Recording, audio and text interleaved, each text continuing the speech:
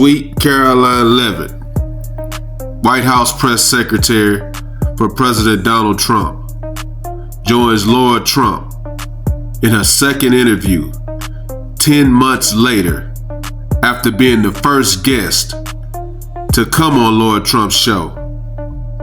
Known for her back and forth with reporters in the press room, Lara Trump sits down with Sweet Karoline Leavitt after one of her back and forth debates with reporters. Take a listen. See you tomorrow. Hello. Fancy seeing you. So nice to see you. Last time we saw you, you took us in the briefing room. You just finished the briefing. I did. Yes, it was my 45th White House press briefing. Wow. Yeah, That's amazing. Well, the last time we were here with you, you had kind of just started in this position. Yeah. We talked a lot about how it would be to balance being a mom to a 1-year-old, traveling around the world, being White House press secretary. How's it been going? How have you been managing it? It's been amazing. It has been a crazy, fast-paced, fun, a little bit challenging 10 months being a mom to a toddler as well. But I love my job. We're having so much fun. And as you know, the president literally doesn't stop. So it's a 24/7 job around here. And we're always working. I have an amazing staff. And I just love everyone that we work with. We really have such an amazing team. All of us as colleagues, we really are friends. And we spend so much time together. And the president's having fun too. So it's been a blast. She always seems pleasant and happy until she gets into that White House briefing, and you better be ready. Karoline's gonna bring it. You got a new office since the last time we saw you, so maybe we can walk towards your office. Let's do it. We'll talk about it. And you guys here at the White House have also talked about the fact that you're calling this first 9 months the greatest 9 months in the history of the presidency. So I think a lot of us can already see why you say that, but give us your highlights. Give us what you feel like has been, the top stuff that you guys have done around here. Yeah, I mean, I just talked about this at the briefing because today really marks 1 year since the November 5th election, and 80 million people voted to elect President Trump. And so he has had such a remarkable 9 months. I mean, we came in here on day one. I'll never forget Inauguration Day. There were 50 executive orders stacked on his Resolute desk, and he was just signing and talking to the press. And we have not slowed down since that day. Like, it has been all gas, no brakes. And he's delivered on all his promises. Tax cuts, securing the border, no men and women's sports, getting DEI out of the government and the military. Look at our economy. Biden inflation is over. Gas prices have hit a record low over the last 4 years. So it's really remarkable the results he's been able to achieve in such short time. And it's crazy to think we still have 3 years to go. It's amazing to think we have 3 years to go, bringing peace around the world, so many great things, not just for America, but for the entire world. Yeah. And here we are in your new world. Yes. This is your new office. What I think is great from this office, Karoline, is you can actually see out there where all the press lines up on what you guys call Pebble Beach, right? That's right. Yeah. Do you check them out and see who's looking like they're trying to get tough? Oh yeah, I can see the vulture. When she says vulture, she means the liberal media, specifically CNN, and her nemesis, Caitlin Collins. They just gather out there, and we have so many amazing spokespeople for the administration. We have Stephen Miller out there a lot, Kevin Hassett, the president's whole team. They go on TV, and then the press just lunge at them, like asking questions. So when I see a crowd building, I know someone's about to go out there and have a little spicy time with the press. So that's always fun to witness. This is officially the longest government shutdown America has ever seen.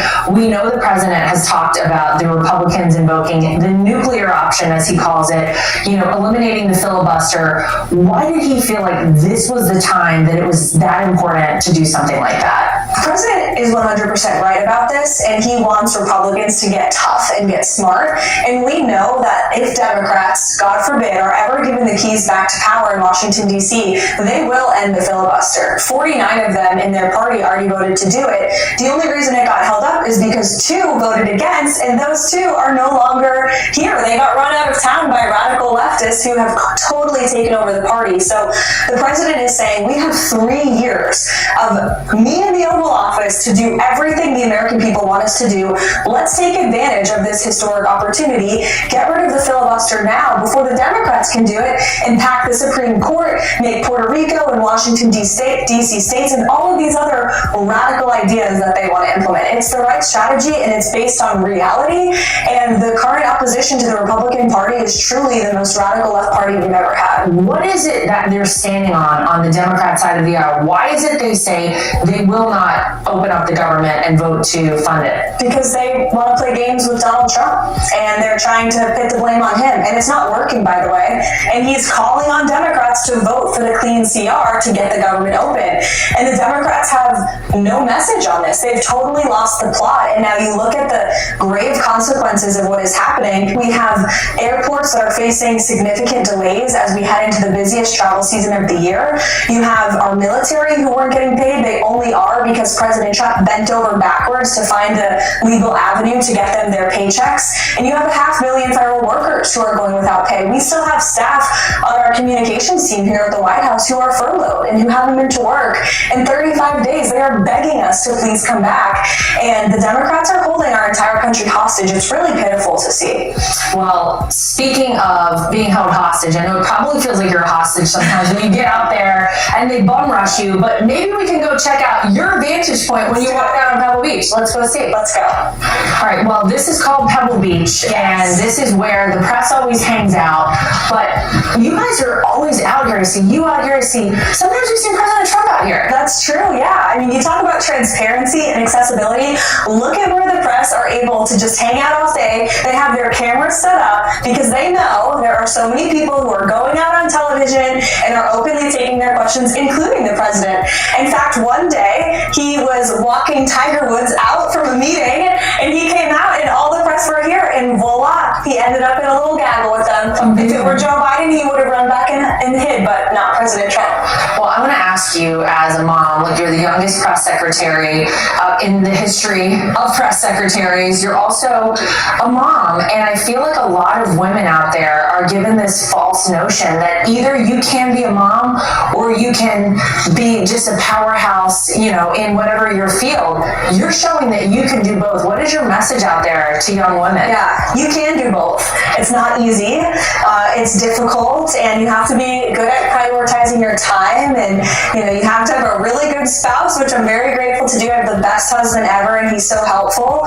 But you just have to focus on your job and focus on your family all at once, and just really make those your two priorities in life, because it's all you have time for when you're a working mom. But in so many ways, having a son has, I think, made me better in this job, because it really grounds you and it keeps you very focused on what's most important in life, and that ultimately, of course, is being a mom. As much as I love being White House press secretary, the best job is being a mom, there's no doubt. Well, Karoline, maybe you can show us some of your favorite spots or some areas where you have your favorite memories here at the White House. Sure, I would be happy to. There are so many. Of course, the briefing room, my office, which you already saw, but there's another really amazing view here that I think you might want to see. Okay, well, let's head over there. This is actually the outside of the press briefing room. And Karoline, a lot of people have been hysterical about President Trump adding a big, beautiful ballroom here. But tell everybody what this used to be. Yes, so this is the outside of the briefing room where I just did a live press briefing, and it used to be a swimming pool. And under President Nixon in 1970, during all of the impeachment, they started doing televised briefing, and that was when it was converted into a press room. And there's been updates and edits to it since, but to your point, every president has put their touch on the White House complex, and the president is making it better for generations to come. The ballroom will be an amazing addition, mark my words. People are going to eat their words when they see how useful and how beautiful this ballroom is going to be in 2 short years. It's going to be great. And he's making it for every future president to come, Republican or Democrat. Although Karoline, I always say, I don't know when the Democrats are actually going to land back in there if they keep getting hysterical over a ballroom. That's right. Probably no time soon. All right, well, this is another one of your favorite spots. It is, yes. Of course, this is the South Lawn. I'm always just so amazed by the view of the Washington Monument from the White House. It's so beautiful. And this is also where Marine One takes off and lands. So you asked me one of my favorite memories. Getting on and off of Marine One with the president will never get old. She's a wife, a mother, the youngest White House press secretary in American history. She has a bright future, and she loves this country. Let me know what you guys think. Drop a comment. Like, comment, subscribe. Follow God, not culture.